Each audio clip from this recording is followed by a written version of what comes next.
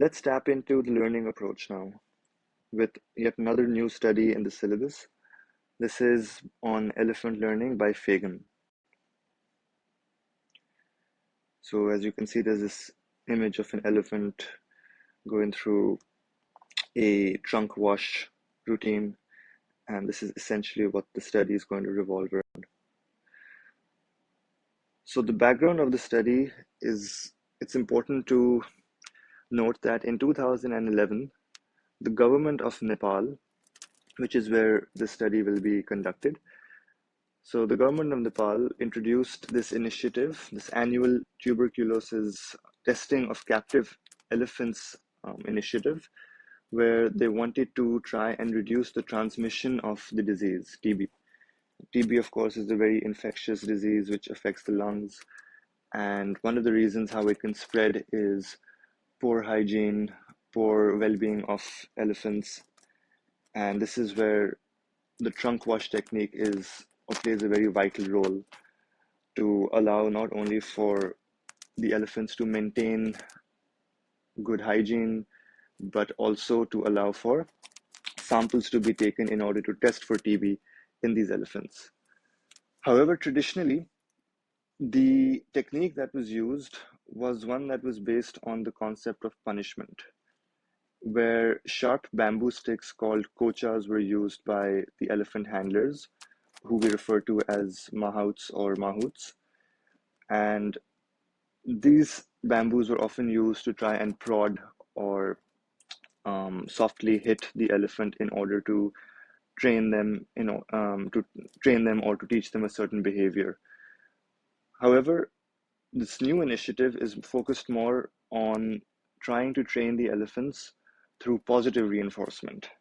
Now, what is positive reinforcement? This is a very important concept that is part of operant conditioning, which is a form of learning, which is crucial to not just this study, but all three studies of the learning approach. So positive reinforcement is, like I said, a form of operant conditioning where a behavior can be taught by rewarding it. So in very simple terms, positive reinforcement just means rewarding a behavior in order to encourage it. If I want students to study for a test, every time they do well in the test, I may give them one extra mark, or let's say I want them to participate more in class. So every time a student participates actively in class, I may add one extra mark in their final exam or their final score. So the reward that I'm providing them, the extra mark, will act as a positive reinforcer. And that serves as the main motive behind their desire to engage in the particular behavior that I want from them. Now, the same concept can be applied to teach animals certain behaviors. The technique used in this study is that of secondary positive reinforcement. Now, this, like it says over here, is a training technique in which a secondary reinforcer is used initially and then followed with a primary reinforcer. And the SPR technique or the SPR training is the main technique that is going to be used in this study by Fagen in order to try and teach and train the elephants to engage in a trunk washing technique that will allow them to maintain their well-being. So let's get into, and like it says over here, the last point, this is a technique that has actually been used successfully with other animal species such as pandas, antelopes, zebras, etc. Moving into the psychology being investigated, just to help us understand the concepts of a positive and positive reinforcer, operant conditioning, primary, secondary reinforcers. Operant conditioning, like I said, is a process of learning through positive reinforcement, negative reinforcement, and or punishment. Now, this study will be focusing mainly on positive reinforcement, which, like I said to you, is simply rewarding a behavior in order to encourage it. Now, SPR looked at both a secondary reinforcer, which is provided initially, then is followed by a primary reinforcer.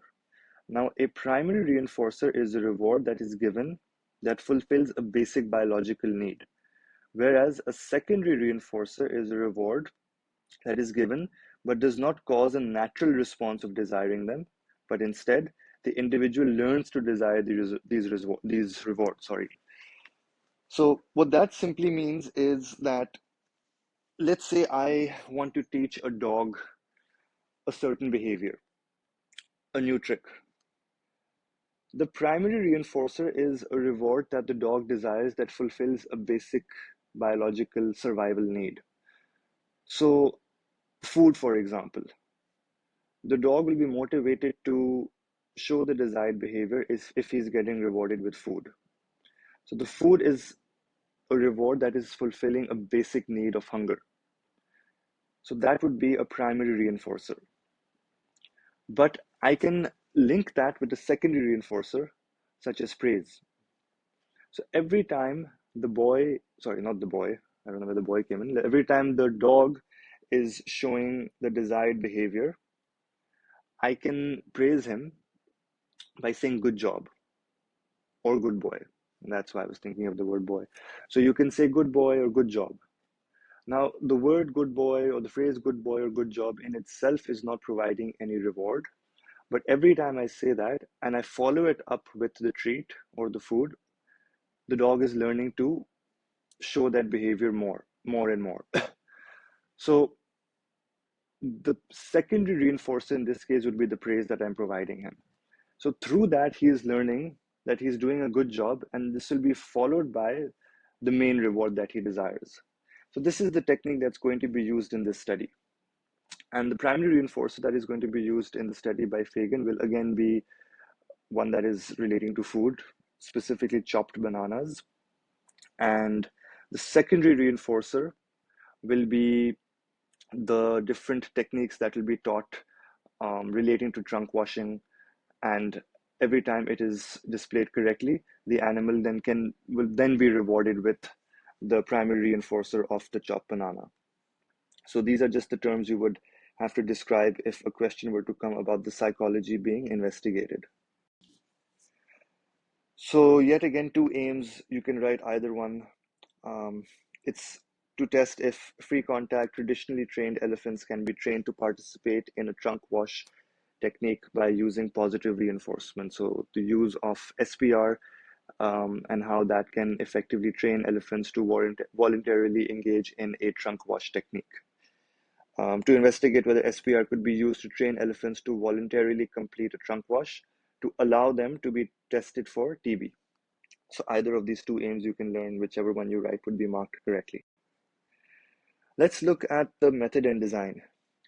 So this is not a lab experiment, but it is, however, a controlled observation as well as a structured observation. So the reason this is not a lab experiment is, number one, it's not being done in a lab. And the reason it's not an experiment at all is because from your knowledge of research methods, you should know that in order for an experiment to be an experiment, you must have an IV and a DV, an independent variable and a dependent variable, where you're testing cause and effect. Now, we do not have an IV and DV in this study, so immediately this is not going to be treated or considered as an experiment. However, we will be observing the behavior of the elephants, and it will be recorded using a behavioral checklist. So a structured observation is one that uses a behavioral checklist where the researchers have a list of specific behaviors that we wish to either observe, or in this particular case, we wish for the elephant to learn, and then we will observe if the elephants display those behaviors or not. So that is why this is a structured observation. And secondly, it will be conducted in the stables where the elephants live, where they will be chained rather than in the wild. So that's an important point to remember when we talk about the ecological validity. But it's going to be done in a highly controlled setup. So that's why this is considered a controlled observation. The sample of this study includes, it's not a very large sample, 5 female elephants, 4 were juvenile, which basically means young children elephants, and there was 1 adult. They were all housed in the same elephant stable in Nepal. The juveniles were aged between 5 to 7 years, and they were born at the stable, whereas the adult elephant was estimated to be around 50 years old. The reason these elephants were selected, and this is an important point because this is something that could be asked in the exam, the reason these elephants were selected over other elephants is that they appear to be more docile than the others. and neither of them were currently pregnant, nor were any of them looking after a calf. And an important point is that their mahouts were also willing to take part in the study. So we needed their handlers to be there. We needed them to be present to try and handle the elephant because the researchers obviously do not have enough experience handling these elephants. So we needed their mahouts to be present. So in order for the elephant to be part of the study, their mahout would have to be willing and ready to participate in the study as well, but with no real involvement, but rather there just for a safety aspect. Other points about the sample would be that all the elephants were traditionally trained, so none of them had any prior experience with SPR, which is an important point because if you have previous experience with SPR, then that may favor one elephant over the other because they may be familiar with the training technique, but none of them were trained with this particular technique, so all of them will be going through it for the very first time. They spent most of the day grazing in the jungle under the control of the mahouts, and the rest of the day they would be leg chained in a stable with freedom to move around 6 to 8 feet. Now, what were they provided for food? Their diet included fresh grass, grain, nutritional supplements, and they were also given access to water at a river during grazing hours. And of course, it's an opportunity sampling technique. Let's get into the procedure now. So there's just one point I want to correct. Earlier, I said that the primary reinforcer would be the chopped bananas, and I believe I said something else with the secondary reinforcer. But over here, it says that the secondary reinforcer is actually going to be a short whistle blow. So this very short sound of the whistle blowing would be serving as the secondary reinforcer, which would then be followed by the main primary reinforcer of the chopped banana. And these are the different rewards or reinforcers that will be used in the SPR training technique. Now, the training was conducted during indoor sessions from 7:30 a.m. to 10 a.m., as well as 4 p.m. to 7 p.m. And it was conducted by a trainer along with the mahout present for safety, as I alluded to earlier, who stood to the side of the elephant but would not speak to the elephant or signal to them in any way. So this is important because, again, they're only there for the safety of the researchers because they're the ones who are able to handle the elephants the best. But in no way will they interact or be involved directly in the experiment. Sorry, not experiment, it's an observation. There is no direct involvement of the mahouts in the study. So they're not going to signal to them in any way, they're not going to interact or speak to them in any way whatsoever. The purpose of the SPR training was to teach the elephants to perform a voluntary trunk wash according to several steps. So there are certain steps that will be listed in the behavioral checklist, which we will see in a bit. And we want the elephants to learn each of those steps in order to perform the trunk wash in a particular order correctly. And this would be done through the SPR training technique, through the use of a primary and secondary reinforcer. So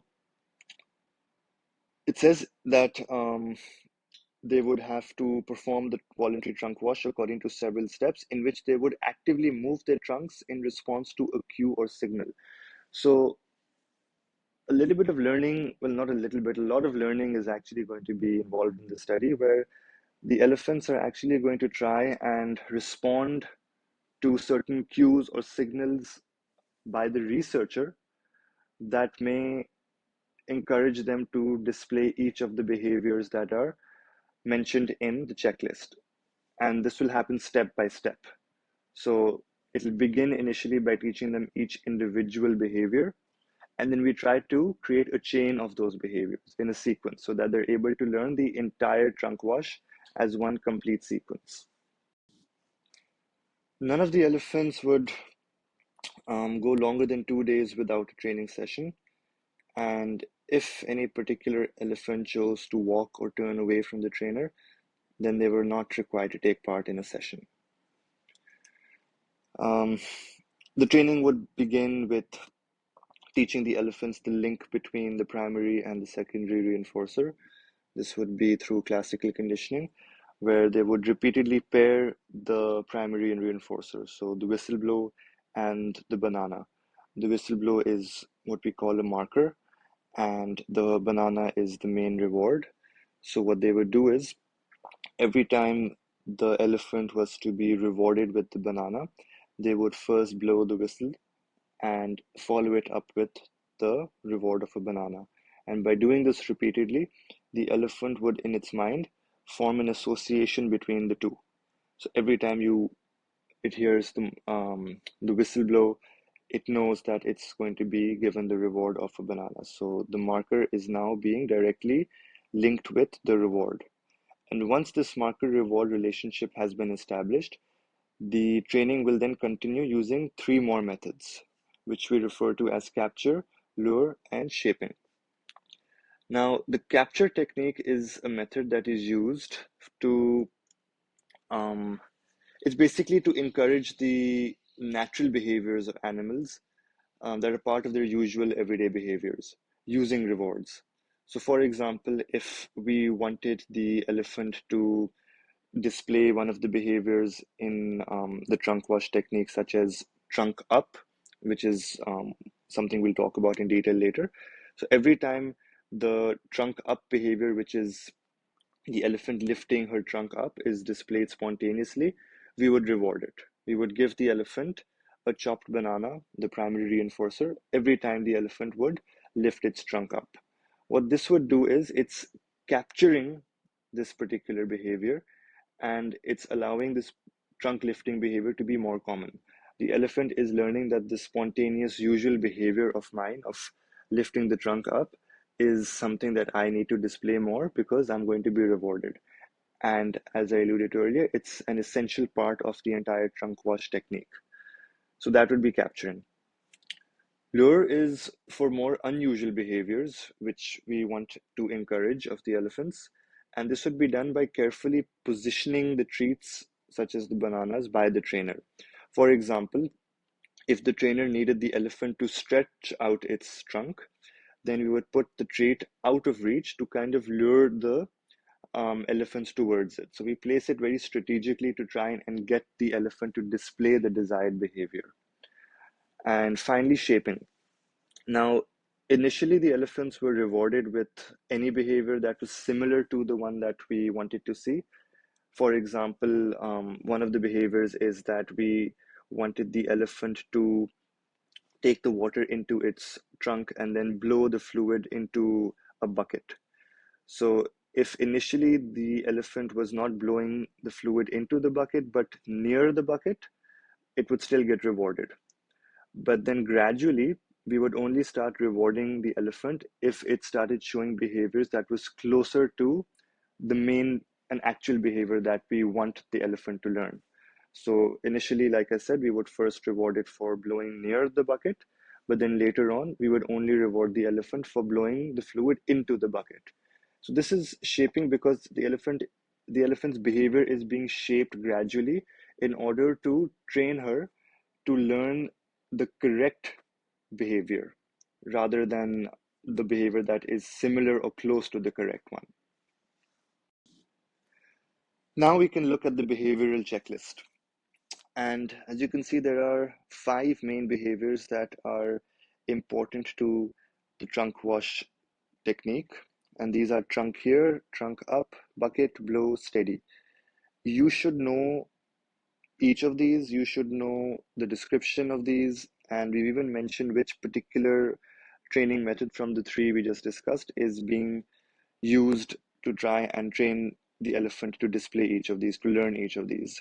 So a potential question could come asking you to describe how either of these behaviors were operationalized, which simply means how you would define or describe each of these behaviors. So let's look at each of them. So the first one is trunk here. Now, what is this? This is when the elephant would place the end of her trunk in the trainer's hand. And what is the role of this particular behavior in the trunk wash, in the entire trunk wash behavior? This is to allow for the fluid or the water to be instilled in the trunk.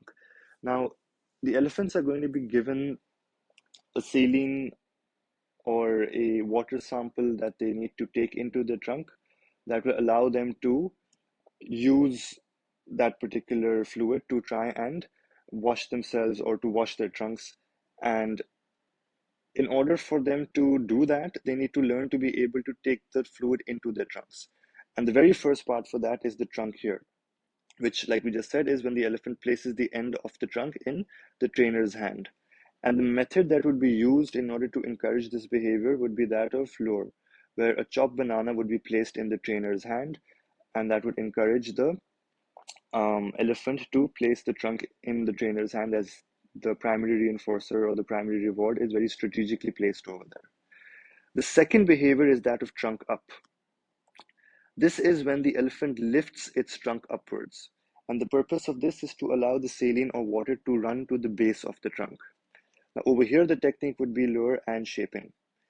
The trainer would lift the chopped banana over the head so the elephant reaches the trunk upwards. So this is the lure aspect, where we're strategically placing the reward upwards. So the elephant is learning to place its trunk upwards to allow the water to go down to the base of the trunk. Now, initially, if the angle is slightly wrong, he will still or she will still be rewarded. But gradually, we will start rewarding the elephant with the reward only if the correct angle and the exact behavior that is required for trunk up is displayed, which is why shaping is also used. Third is bucket. This is when the elephant places the end of the trunk in the bucket. And the purpose of this is to allow the placement of the trunk into the bucket, readying it to exhale the fluid out. Again, the technique of lure is going to be used over here, where a chopped banana will be placed at the bottom of the bucket. The fourth technique is that of blow. This is when the elephant actually exhales through the trunk into the bucket. And this will allow the entire sample of the fluid to come out for collection so that we can use it to test for TB or for any other disease. Over here, the technique or the method being used is that of capture and shaping. And how is this done? We wait for the natural exhale and then we reward it. So that is why it's capture, because if you remember, capture is used for any natural behavior that is going to be shown. So naturally, if the fluid is inside the trunk of the animal, it will want to naturally exhale it out.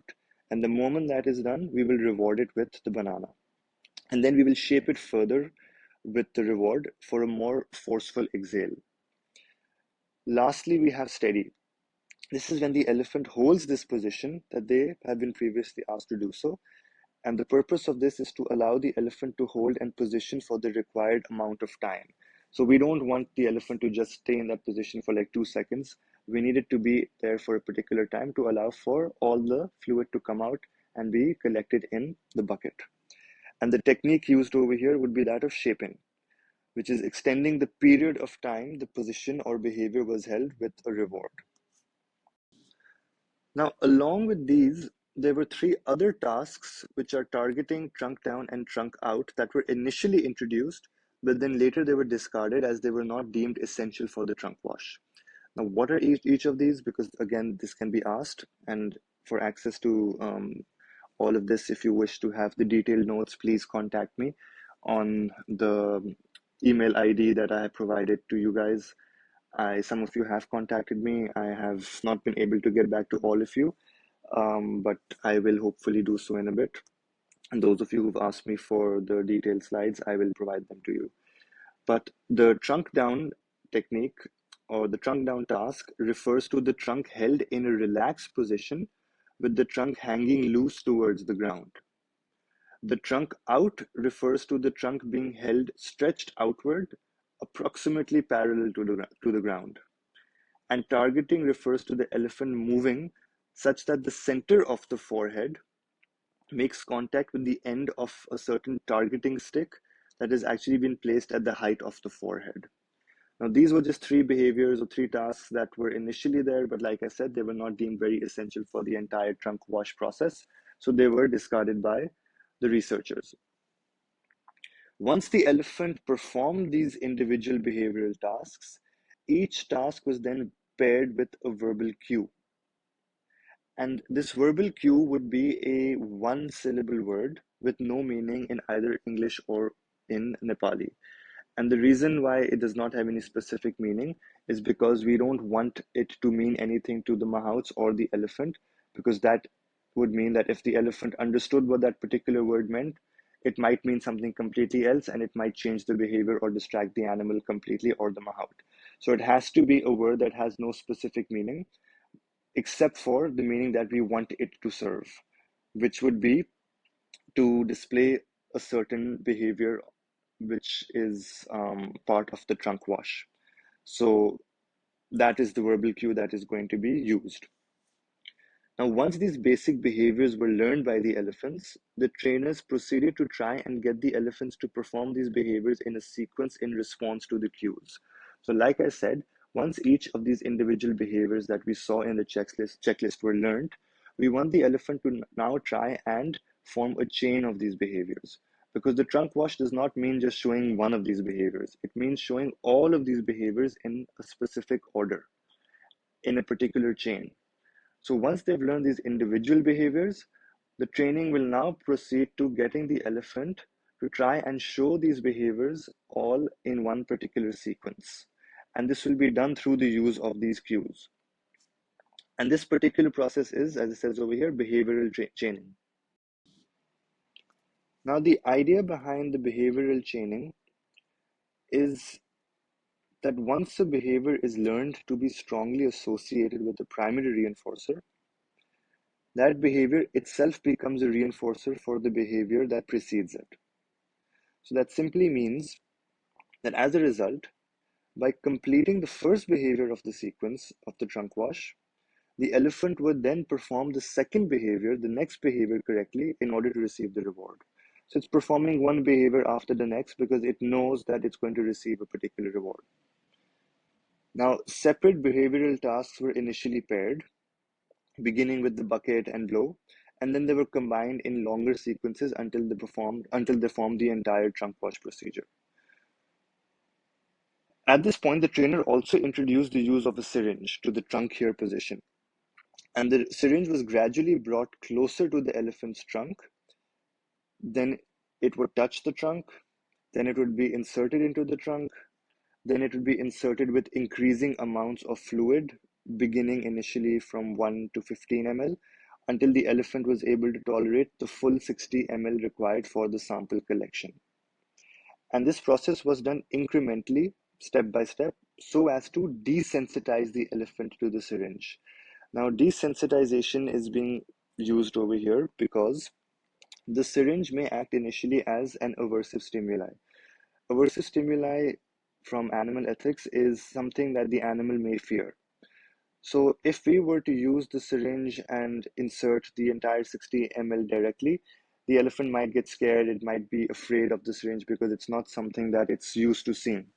So we want to desensitize it. We want the elephant to, rather than think of it as a fearful object, instead we want it to um, not be afraid of it, but instead through a process of counter conditioning, teach the elephant to associate the syringe with the arrival of a reward rather than associating it with fear. So that's counter conditioning. So we'll start slowly by first bringing it near the trunk, then touching the trunk, and all the steps that I mentioned, starting with a little bit of the fluid, 1 ml, then 15 ml, up till the point eventually where the elephant is able to insert the entire full 60 ml, which is required for sample collection, and no longer afraid or possibly afraid of this range, but instead, through counter conditioning, able to associate this range with the arrival of the banana. Now, as a control, the elephants were actually offered water to drink before each training session so that they wouldn't drink the saline or the fluid. However, there was one particular elephant who preferred drinking the saline and would reject the drinking water. So for that particular elephant, for the behavioral task, we switched it to a water solution rather than saline. Now, for collection of data, there was no particular time limit that was put on any of the stages of the training process, as each elephant had its own different rates of learning. Some would learn faster than others, so there was no fixed time limit that was set. But data was collected by recording two things. Number one is session times, and number two is number of offers. Now, session times was recorded by having an assistant who would record the length of each training session in minutes. And this would begin from the very first cue that was offered, and it would end after the elephants respond to the last cue that was offered. Now, the total number of session times obviously was recorded in minutes, and then an average score was taken. And if a particular session provided inaccurate data, or we were unable to accurately time the session because of a lack of personnel, then the missing data for that session would just simply be replaced by the average minutes per session for that particular individual elephant. The second thing, like I said, that was recorded was number of offers. Number of offers were recorded also with an assistant who would tally the total number of times the elephant was given a cue for a certain behavior. So number of offers basically refers to number of cues that the elephant was given for a certain behavior. Then we have the performance tests. This is where the previously taught behaviors are now going to be tested to see if the elephant has learned them correctly or not. And they would begin after session 10. And the reason they would begin after session 10, which is pretty late into the procedure, is to allow the elephants to go through enough sessions to understand the basic training methodology before they could start learning the behavioral tasks and then be tested on them. So the performance test would begin at session 10, and then they would be administered to each elephant approximately after every 5 sessions. So then the next one will be at session 15, then session 20, and so on and so forth. Now, at each test session, elephants were tested on all the previous behaviors that they were taught, which we saw on the checklist. And in order for them to get a passing score, they would have to get at least 80%, which is 8 out of 10 correct offers. To operationalize a behavioral response as qualifying for passing, so when we say 80% passing, what do we mean by a passing score? So 8 out of 10 correct, 8 correct out of 10 offers, what do we mean by that? It basically means, and this is in inverted commas because these are the exact words stated by the researchers, the exact explanation, a passing response or behavioral response would be of sufficient quality to function in a trunk wash. So this was subjectively determined by the trainer. The trainer would determine whether the behavior shown by the elephant was sufficient enough or was of sufficient quality to function in a trunk wash. So it's not very objective. It is down to the interpretation of the trainer, which is an important point to remember when we discuss the validity. A few other points. If the elephant received at least an 80% success rate for a sequence of tasks, this was considered a pass for the entire sequence. So one is for individual tasks, and then we're looking for an 80% success rate for a sequence of tasks. And if it was able to do so, then we would say that the elephant has passed that entire sequence. For example, the sequence of trunk here behavior into the trunk up behavior into the bucket. So if the elephant were to get an 80% success rate for these 3 behaviors, this entire sequence, we would say that the elephant has passed this entire sequence. And each individual behavior in the sequence was then given a passing score as well. And the training would be considered complete. So again, they would get a passing score for the entire sequence as well as for each of the individual behaviors. So the trunk here behavior would be given a passing score. The trunk up behavior would be given a certain score, and the bucket behavior would be given a certain score. So the entire sequence as well as the individual behaviors. The steady and trunk down behaviors were tested separately, as the trunk down behavior was not necessary for the full trunk wash. And the steady behavior included 3 positions, one of which was the trunk down behavior. So these 2 particular behaviors, trunk down and steady, were tested separately because they were not deemed to be necessary for the entire trunk wash. And the steady behavior actually involved 3 particular behaviors, in which one of them was the trunk down. I believe the other one was, I'm not entirely sure, but one of them was definitely the trunk down one. And because the trunk down was not deemed very important for the full trunk wash, these 2 particular behaviors were tested separately. If an elephant were to not pass a sequence of behaviors, then each task or shorter sequences were retested to determine the point of failure. So if, for example, the sequence is trunk here behavior into the trunk up behavior into the bucket, if the elephant failed to get an 80% success rate for this sequence, we would make them do this sequence again, and we would try and determine which particular behavior it was where they were unable to get the 80% success rate. So was it the sequence from trunk here to the trunk up behavior? Was it trunk up to the bucket? At what point was the elephant failing? Or was it the entire sequence? Or was it one particular behavior? So this would just be repeated to see at what point was the elephant failing to display the correct behavior. Now let's talk about the results. Before we discuss the results, let's discuss some controls that allow the procedure to be a controlled observation. So all the elephants went through the same training of SPR. There was a behavioral checklist that was used to record specific behaviors. The trunk down behavior, although was not necessary to the full trunk wash, was still used as a control method. All elephants received the same reward of a chopped banana. They were all offered drinking water as well before switching to the saline solution for the behavioral task. Of course, except for that one who would drink the saline and instead it was switched to a water solution for the behavioral task. So these are just some points which would be important when evaluating the study for reliability and validity. Let's get into the results of the study. So the 4 juvenile elephants actually successfully learned the trunk wash. The 5th elephant, the adult elephant, failed to do so and had a total training time of 424 minutes.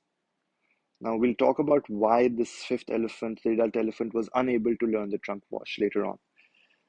So if we look at the individual results of the elephants, elephant 2 passed her final test only after 25 training sessions with a mean duration of 10.29 minutes.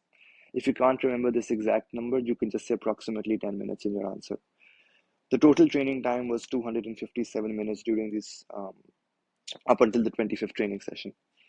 Elephant 1 passed her test after 30 training sessions with a mean duration of approximately 12 minutes with a total training time of 373 minutes. Yes, you should know these numbers because Cambridge can ask you very specific quantitative data. Elephant 3 and 4 passed their tests after the 35 training sessions with a mean duration of 13 and 11 minutes respectively, and the total training time was 389 minutes and 451 minutes respectively. Let's analyze this graph over here. This is something which could come in paper 2, in which they could ask you to describe a couple of conclusions that you can derive from this chart. So on the y-axis, we have the mean percentage correct for all the tasks. And at the bottom on the x-axis, we have the session numbers. So as you can see in the early sessions, beginning from the first performance tests, session 10, you can see that it wasn't a very high score. It started around 36 to 39% correct, but then it started to increase gradually. So as they started doing more and more sessions, they started performing the behavior more correctly for each of the tasks. Up until the 25th session, they were getting a score of around 86%, and it remained in the high 80s in the last few sessions from 25 to 35. Then we have this chart, which is the number of sessions needed before each elephant passed her test for the full trunk wash. Elephant 5 does not have a bar over here because she never passed her trunk wash test. Elephant 1, as you can see, it took around 30 sessions for her to pass the entire full trunk wash. Elephant 2 took around 25. Elephant 3 and 4 took around 35. So what are the conclusions that we can derive? Juvenile and free contact traditionally trained elephants can be trained to participate in a trunk wash using only SPR training. SPR training can be carried out with the voluntary participation of elephants, avoiding punishment in order to produce reliable results. So there is no need for punishment. There's no need for a traditional form of training to teach these elephants to engage in the trunk wash. Positive reinforcement is a very effective technique to try and train these elephants in order to encourage them to engage in a voluntary trunk wash so that we may collect samples in order to test for TB. Now, before getting into the evaluation and the issues and debates, I do want to discuss a little bit more about elephant 5, the adult elephant. Now, she was the one who did not learn the entire trunk wash. And there are certain factors that can be attributed to this. One factor could be her age. She was a lot older than the others. The juveniles were aged 5 to 7 years, whereas this adult elephant was approximately 50 years.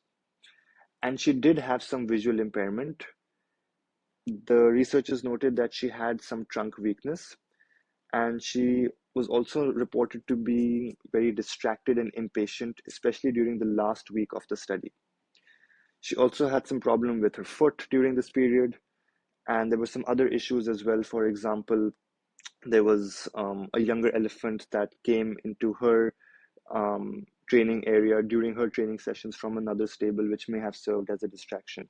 So yes, there are multiple factors that can be a possible reason as to why she may not have learned the trunk wash. But I think one of the main factors is, again, the age, as well as the fact that she had a trunk weakness. And so yeah, those were the results. Important to remember the numbers, important to remember these little details. There is obviously not a lot of qualitative data, none really, because it's mostly quantitative that we're collecting. Now, discussing the issues and debates, we'll start off with the nature-nurture debate.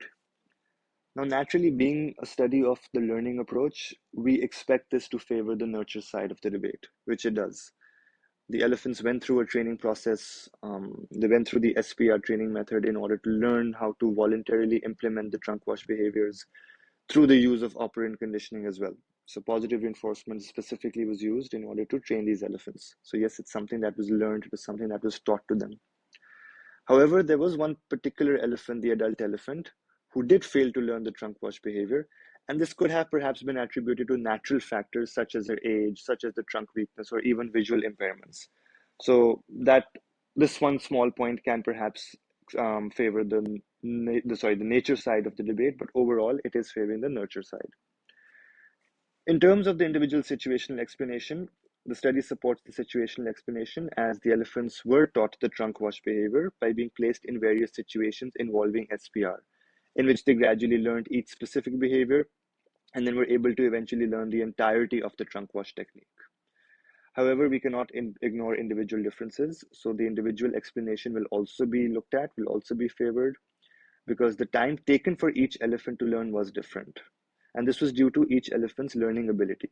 Some were able to learn a lot faster than others. The adult elephant, for example, was not able to learn the trunk wash technique at all.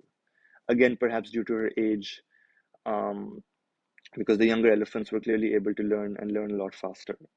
So these would be points that would favor the individual or support the individual explanation. Now, the application to everyday life is that the findings of the study are useful to train elephants to maintain their health and well-being through a safe and effective trunk wash technique that is not built around punishment, but rather positive reinforcement, and this can also help them reduce the risk of diseases such as TB. And this SPR technique, positive reinforcement, can also be used to train other animals, like I talked about earlier, zebras, antelopes. Other animals can be taught certain behaviors through the SPR technique in which you would not have to rely on punishment. Okay, before evaluation, one more issue in debate, which is the use of animals in psychological research. So there is no evidence to suggest that the animals were harmed in any way. The training process was conducted over a number of weeks and it involved training almost daily. So it wouldn't have been practical to have a study conducted on humans, which is why the study was done on animals instead.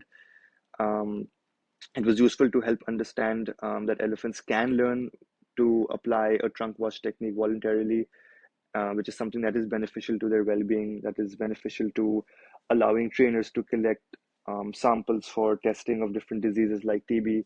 So it is highly useful to use animals such as elephants in studies such as this, especially where there is no real or any form of pain or distress, either physical or emotional, being caused to the animal. Okay, now we can talk about the evaluation. Beginning with reliability. So because it's a controlled observation, there are going to be many controls. And I give examples of controls earlier. They all were given the same reward of a chopped banana. They all were tested on the same behaviors um, on the checklist, and they were recorded the same way. So this makes the procedure very standardized and easy to replicate for reliability. Now, one point against reliability, however, would be the training time for the elephants. That is something that wasn't standardized because each individual elephant's learning ability was different. So the training time for each elephant would be different as well. This is something which was not standardized, which would lower the reliability of the study. Validity is a strength because verbal cues were used, which does not mean anything specific in either English or Nepali. And as a result, this would ensure that there would be no demand characteristics. Another strength is that the mahouts were also instructed to not signal or speak to the elephants, so they would not be able to add any additional cues or signals which may change the behavior of the elephants, but instead they were simply there for the safety of the researchers. One weakness, however, of the study of relating to validity could be the element of subjectivity, which I talked about when we were assessing the passing scores of the elephants in the trunk wash. I said that it was subject to subject. It was subject to the interpretation of the researchers, and if they deemed it to be accurate enough to qualify as uh, an effective trunk wash technique, then they would include it in the results as being correct. So perhaps to just favor the results being correct, they may have had some bias in their interpretations, which could have potentially lowered the validity. Or they might have even just made some mistakes. Perhaps the angle of the elephant's trunk was incorrect in some particular trials or sessions, which may have mistakenly been interpreted as being correct. So, again, this can lower validity. Generalizability is a weakness, a very small sample, only 5 elephants, one of whom was an adult. They were all part of the same stable in Nepal. So, you cannot apply it to a wider population of elephants, particularly adult elephants, because only one was being represented. That too, a really old one who had a trunk weakness. She had a visual impairment as well. So perhaps the learning abilities of other older elephants might have been very different, and maybe they would have been able to learn the trunk wash technique. So we cannot generalize the findings to other elephants based on just these 5 because it's a very small sample. It's not very representative. So we cannot assume that all adult elephants will be unable to learn the trunk wash technique just because this one particular adult elephant was not able to do so. Ecological validity, we can say, is a bit of a strength and weakness. The setting was close to the natural environment. There were other elephants around as well in the stables. However, being a controlled observation, it was a very controlled environment.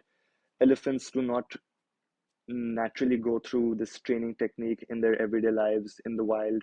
So it is something that is not expected for them in the jungle, in the wild, and hence the study may lack mundane realism. In terms of animal ethics, it is a strength. Numbers, the guideline of numbers is maintained as only a small sample of 5 elephants were used. There was no pain or distress that was caused. The elephants were rewarded with a primary reward of a chopped banana. They made sure that the syringe did not act as an aversive stimuli as it was gradually introduced to them. It was desensitized, and through counter conditioning, they were able to associate it with the reward rather than it being a fearful object. They were not deprived of any basic needs. They were given water and food, and they were also housed in the same stable with their mahouts present as well to make sure that they're comfortable. They were chained, but only during the time where they were not in training sessions, and they had around 6 to 8 feet of movement as well. Data is quantitative, which is objective and numerical. We can compare results, which was clearly shown in the number of trials or sessions it took for the elephants to learn the complete trunk wash, so we can compare the results of each individual elephant through this quantitative data. And lastly, observation. So we can use points of structured observation as well as a controlled observation. Both obviously are highly standardized, can be replicated for reliability. structured observation is something that we can use in other studies as well. If we were to repeat the study, if we were to teach other elephants a trunk wash technique, then we could use the same checklist of behaviors that Fagen used in this study. So again, the reliability point would be a major point for the observation evaluative point. So hope you understood this study. It was pretty easy, in my opinion. If you have any queries, please reach out on WhatsApp or on email. And again, if you wish to have the detailed studies, please again contact me and sorry, the detailed slides of the study, contact me and I can provide them to you. I will be back soon, inshallah, with more studies. I will perhaps come up with the Milgram and Andrade study now of the cognitive approach and gradually increase my channel with the new studies as well. So I've still got 3 new studies in the syllabus and the old studies as well, along with a lot of more content, learning material, ways to answer questions, short questions, paper 1, paper 2 questions, and eventually then I'll move on to A2 as well. So see you next time.